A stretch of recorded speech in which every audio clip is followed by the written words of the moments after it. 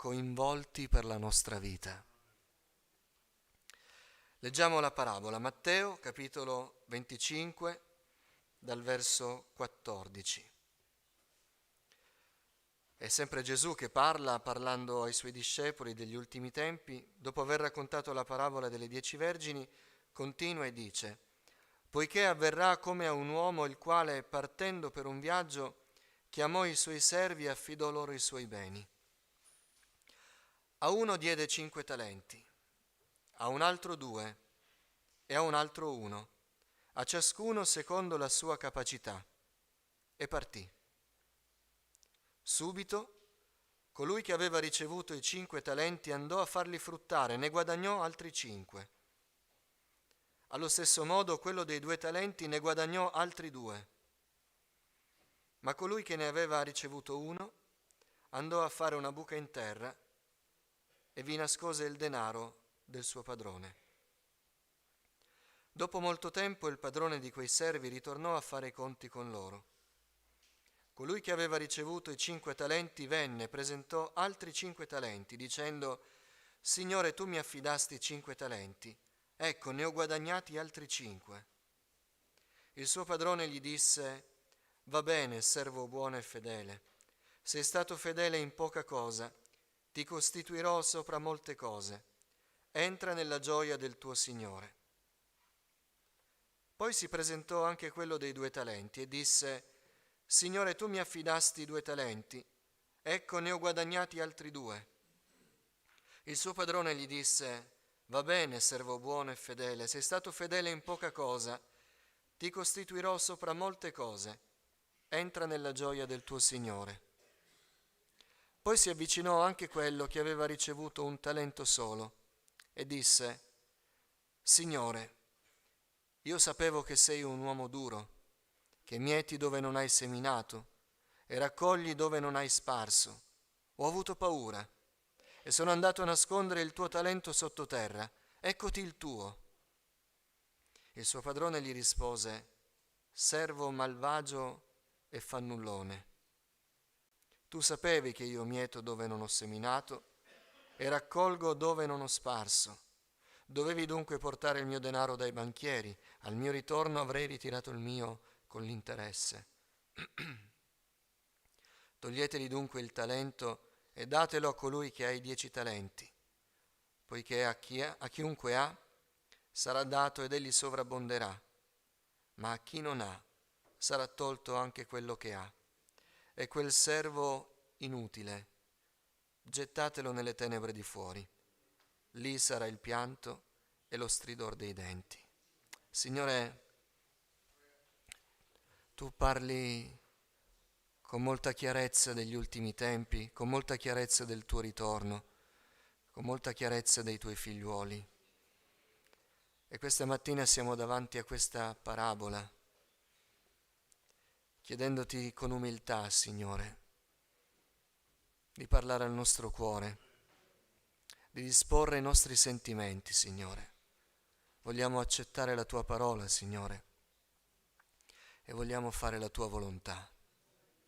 Abbi pietà di noi, Signore. Trova in noi un orecchio attento e abbi pietà di me, Signore. Aiutami, Signore, a condividere questa parola con i miei fratelli, con le mie sorelle. Signore, riempimi di Spirito Santo. Lava il mio cuore, purifica le mie labbra. Guida il mio parlare, Signore, perché questa è la tua parola e non è la parola di un uomo. Te lo chiedo nel nome di Gesù, il benedetto in eterno. Amen. Amen. Potete accomodarvi, fratelli.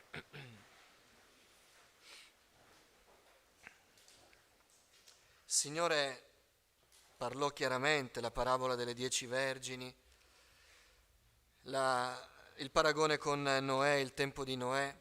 Secondo me i discepoli che andarono da Gesù tutti entusiasti dicendo: «Signore, quando saranno i segni del tuo ritorno? Quando tornerai?» Ascoltando Gesù iniziarono a dire: «Era meglio che non gli chiedevamo nulla», perché il Signore iniziò a dire: «L'amore dei più si raffredderà, chi avrà perseverato fino alla fine». E poi queste parabole: Dopo c'è una terza parabola, il giudizio delle nazioni, i capri con le pecore. Insomma, il Signore fu chiaro con i Suoi discepoli, proprio per non illuderli, proprio perché avessero ben chiaro qual era il cammino che dovevano seguire, che cosa significava l'altra parabola, quella della strada stretta e tortuosa. E così questa parabola, che ci vuole dire quale deve essere la nostra attitudine nell'attesa di Gesù, perché Gesù ritorna, Gesù è alle porte, Gesù sta per tornare. E come dicevo la scorsa settimana, noi ne siamo certi perché tutte le altre profezie relative a Gesù si sono adempiute, ne mancano poche. Ma per la precisione con cui quelle già adempiute si sono adempiute, noi possiamo essere certi che quelle che ancora devono trovare adempimento si adempiranno così come sono scritte. Ecco perché siamo certi che Gesù tornerà. E quando tornerà sarà come questo Signore che ritornerà per fare i conti con i Suoi. C'è modo e modo di aspettare il ritorno del Signore. Ma c'è un solo modo che ci farà entrare nel regno di Dio. Quando leggiamo questa parabola, noi potremmo così pensare che il Signore si aspetti delle opere e quelle opere ci faranno entrare in cielo. Ma noi non possiamo leggere questa parabola in questo modo perché andrebbe a demolire tutto l'insegnamento biblico della salvezza per grazia, senza opere. Non c'è uno straccio di opera che noi possiamo portare a Dio come nostro vanto, come nostra credenziale, come argomento davanti a Dio per cui Egli debba ascoltarci o riceverci o gradire la nostra vita. Non c'è nulla. L'azione più nobile. Fratello Claudio e la sorella Cristiana non si offenderanno se dico che quello che loro hanno fatto e che noi abbiamo visto non serve a nulla per la loro salvezza. E loro faranno bene, così come noi con le nostre opere faremo bene, a non andare a Dio dicendo guarda che ho fatto questo, ho fatto questo, ho fatto questo, perché il Signore dirà non serve a nulla per la tua salvezza. Parlavo con un caro amico in questi giorni che apprezzava le cose del Signore e stimava la sua vita vicina a Dio perché diceva più medito sulle cose di Dio, più leggo la Bibbia, più considero quello che voi fate e più miglioro. E sto davvero diventando un credente. Perché le cose che facevo prima, ora le faccio di meno, vado sempre meglio. E io gli dicevo, questo è molto buono, ma questo non è salvezza. Questo è un tuo tentativo di avvicinarti alla salvezza. In realtà chi viene salvato ragiona esattamente al contrario. Più conosciamo il Signore, e più le cose buone che il Signore per grazia sua produce nel nostro cuore, abbiamo timore di presentarle a Dio, perché non valgono nulla.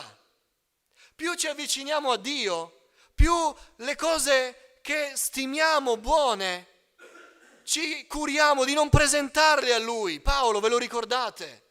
Io sono ebreo, figlio di ebrei, circonciso esattamente l'8° giorno, fariseo, irreprensibile, zelante, persecutore degli eretici. Tutte le cose buone, da quando ho conosciuto il Signore, mi guardo bene di presentarle a Lui, perché tutto è per grazia. E allora questa parabola, dobbiamo leggerla così come Gesù la insegnò, perché non parla di opere. Non dice che il Signore alla fine valuterà le nostre opere e ci porterà in cielo nella misura delle cose che noi abbiamo fatto. Noi andiamo in cielo perché Gesù è morto per noi. Solo e solo per questo. Qui non si parla di opere. Tutto è per grazia. il nostro trafficare i talenti serve a noi. Serve a noi. Per capire se entreremo in cielo.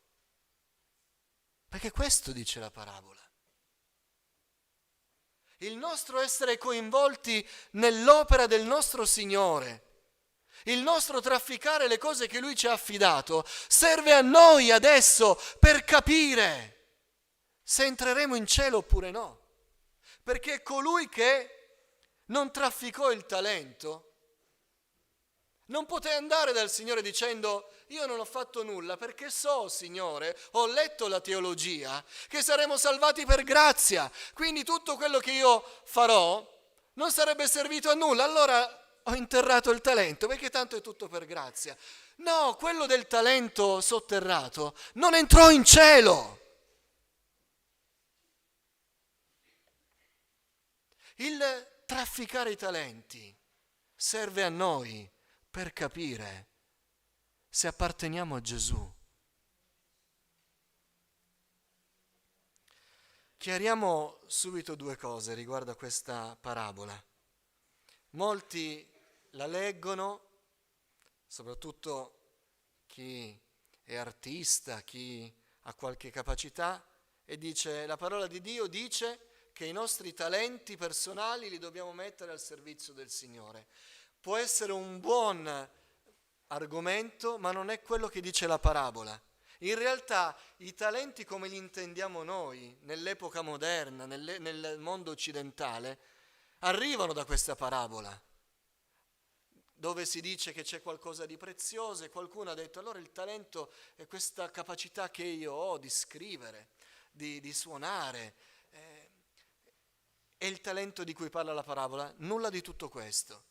Non stiamo parlando di talenti naturali, non stiamo parlando di capacità che altri non hanno. Del resto sarebbe ingiusto se fosse così, perché non tutti hanno un talento, non tutti sono bravi in qualche disciplina, in qualche capacità artistica. Sarebbe una parabola esclusiva. Non si sta parlando di talenti personali. Si sta parlando di qualcosa che Dio ha affidato. Il talento, lo sappiamo, era un'unità di misura, era un peso, era un certo peso di probabilmente oro o comunque sostanze preziose che avrebbero consentito quei servi di trafficare, di commerciare, di investire, di far qualcosa con quel denaro, chiamiamolo così, per farlo moltiplicare. È giusto che noi sappiamo il corretto significato, perché a tutti fu data una parte da amministrare, a tutti fu dato qualcosa, tutti quelli che avevano e riconoscevano in quel Signore, il loro Signore, ricevettero qualcosa da amministrare. Questo è il talento.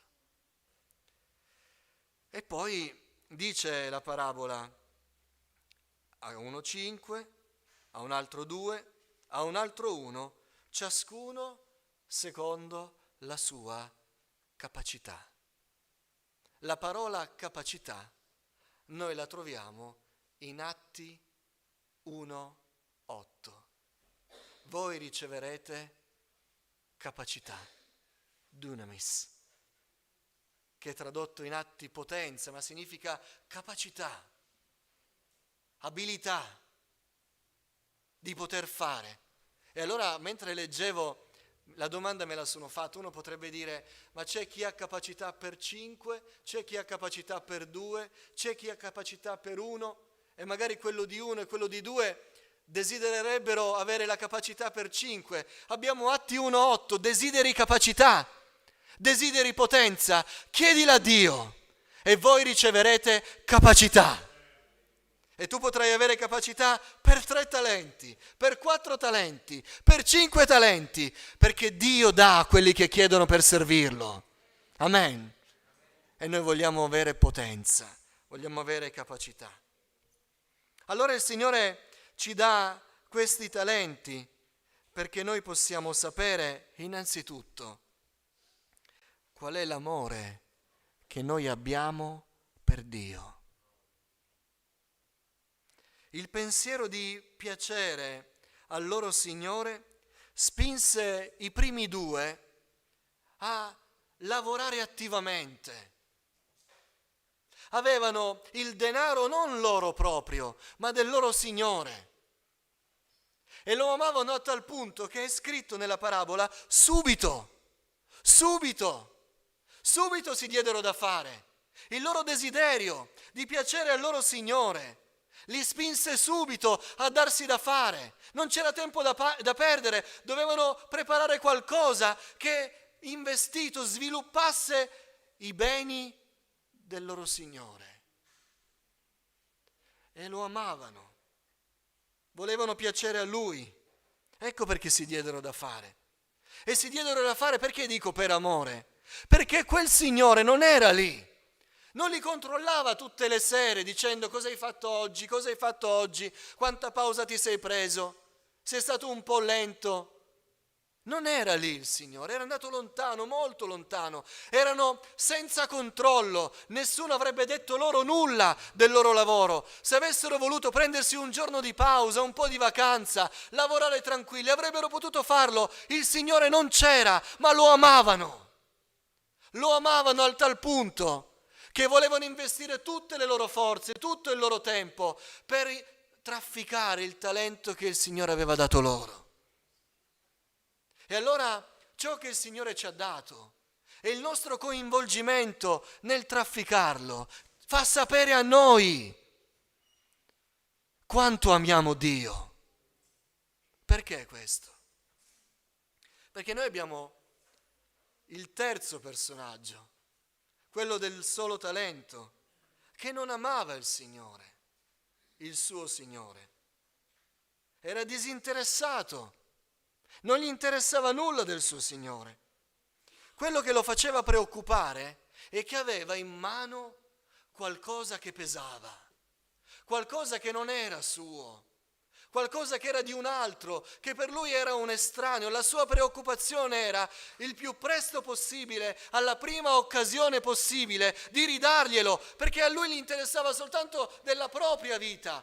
Quello era dell'altro Signore, del suo Signore, non era suo. Infatti il termine originale, quando il terzo servo va dal padrone, gli dice io so che sei questo, sei quello, eccoti il tuo, letteralmente ecco a te, guarda, meno male che sei arrivato, ce l'avevo tra le mani, scottava nelle mani, non è mio, è stato un impaccio per me, io dovevo fare altre cose, questa preoccupazione proprio non ci voleva, non la volevo, quello che sei tu, ciò che ti può far piacere mi è indifferente, avevo tra le mani una patata bollente. Appena sei arrivato, Signore, ecco a te, tua questa. Come me l'hai data te la do. Non mi riguarda. Mi sei indifferente.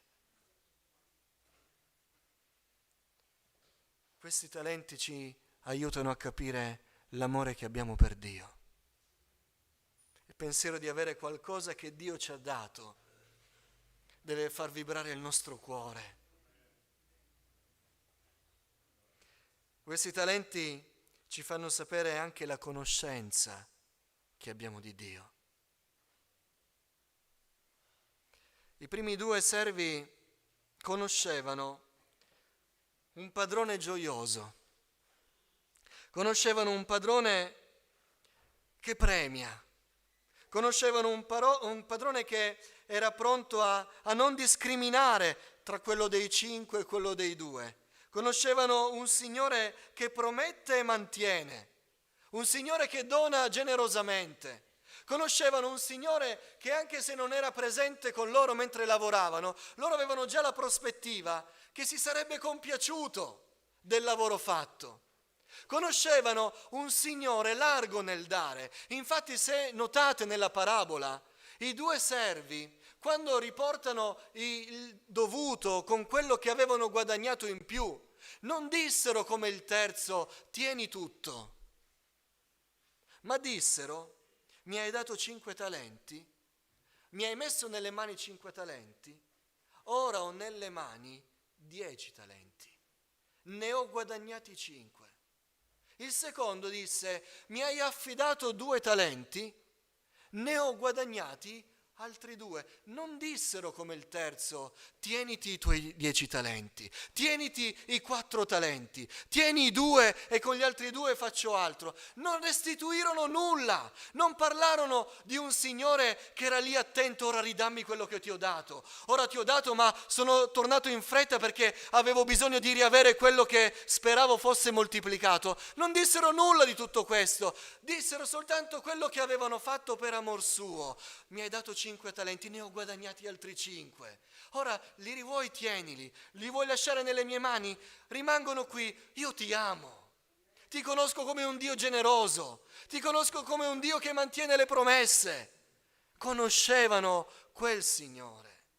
E infatti nella parabola quel Signore non richiese a quello dei 5 talenti i 10, ma gli disse quel talento dateglielo al primo. Conoscevano un Signore così, gioioso, pronto a rallegrarsi, generoso, che non discrimina.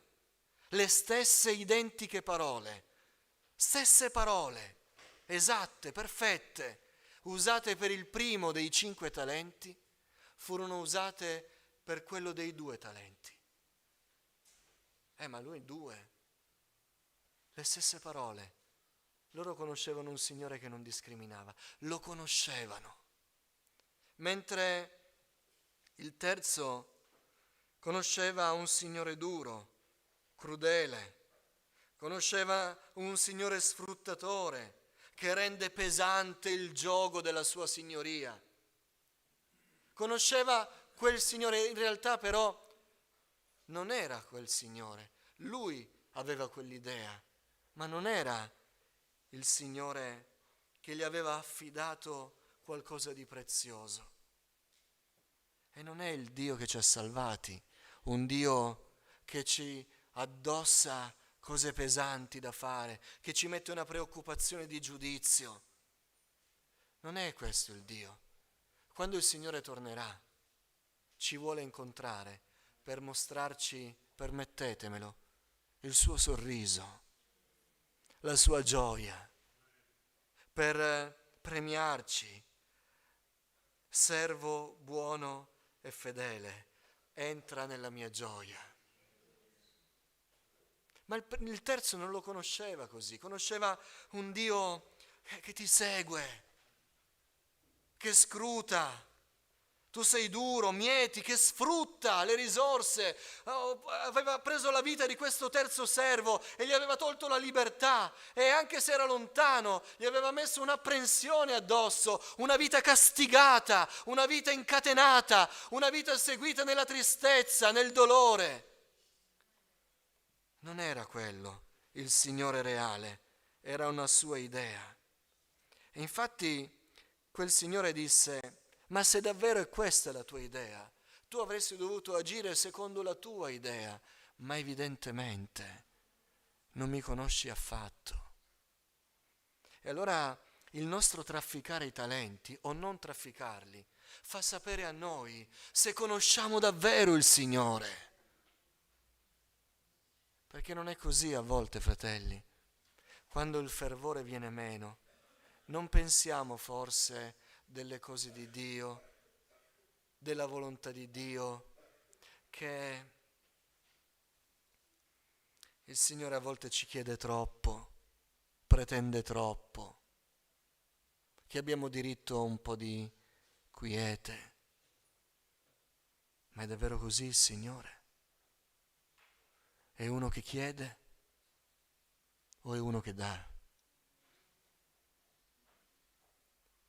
Il Signore ha davvero bisogno di noi?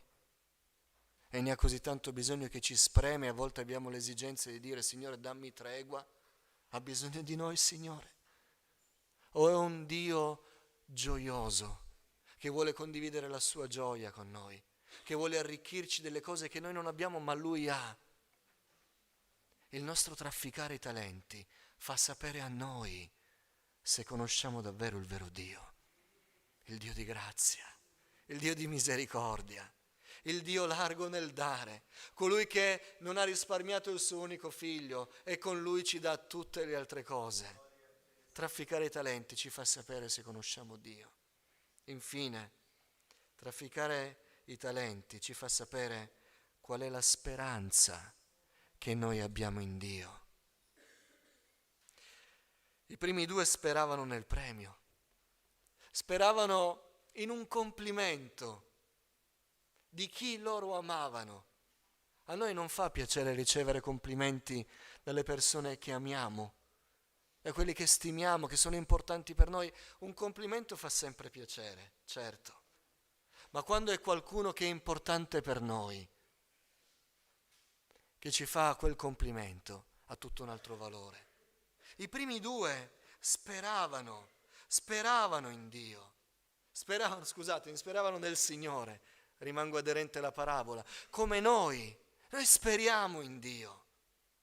Noi speriamo di incontrarlo. Noi speriamo di udire quelle parole. Noi speriamo di entrare nella gioia del Signore. Noi speriamo di vederlo faccia a faccia. Noi speriamo che Egli ritorni. Noi speriamo in Dio. E il nostro trafficare, quello che il Signore ci ha dato, ci fa sapere se speriamo davvero in Lui. Perché sappiamo che quando tornerà, noi gli vogliamo far sapere che cosa abbiamo fatto con quello che Lui ci ha dato. Ma il terzo aveva paura.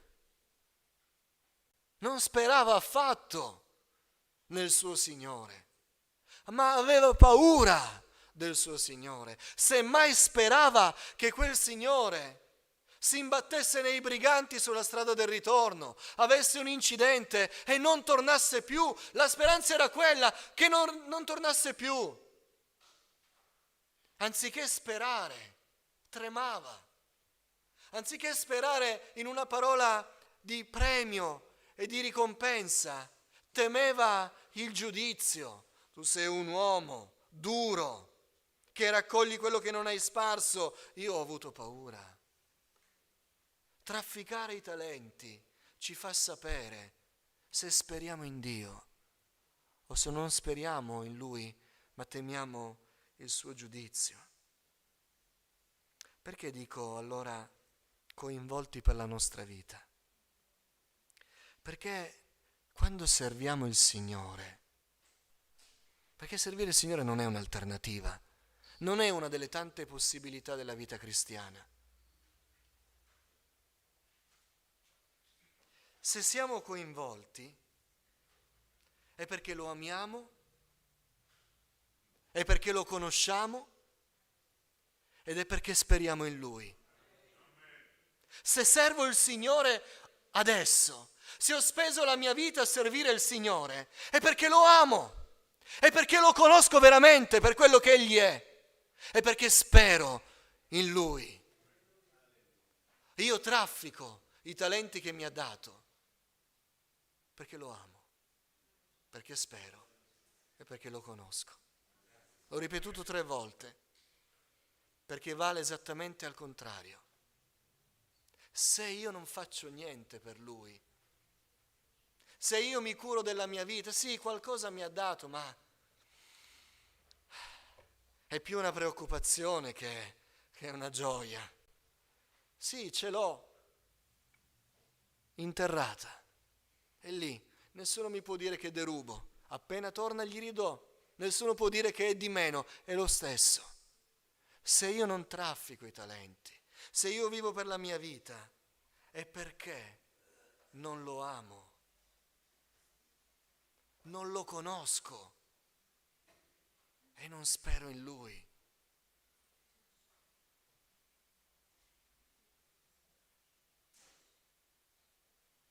Funziona in tutti e 2 gli aspetti. L'aspetto positivo, traffichi perché lo ami, perché lo conosci, perché speri. L'aspetto negativo, non traffichi perché non lo ami, perché non lo conosci, hai chissà quale idea, è perché non speri, piuttosto temi, piuttosto preghi che ritardi la sua venuta. E allora questa parabola non parla di opere che ci portano in cielo, parlano del modo in cui il Signore ci permette di essere consapevoli se entreremo in cielo oppure no. La parola che usa alla fine della parabola il Signore è pesante. Non lo dico alla maniera giovanile, lo dico nel senso letterale del termine, una parola pesante, quando la leggo mi schiaccia il cuore. Dice: quel servo inutile.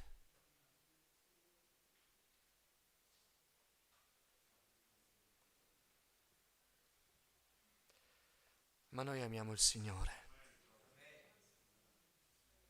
noi lo conosciamo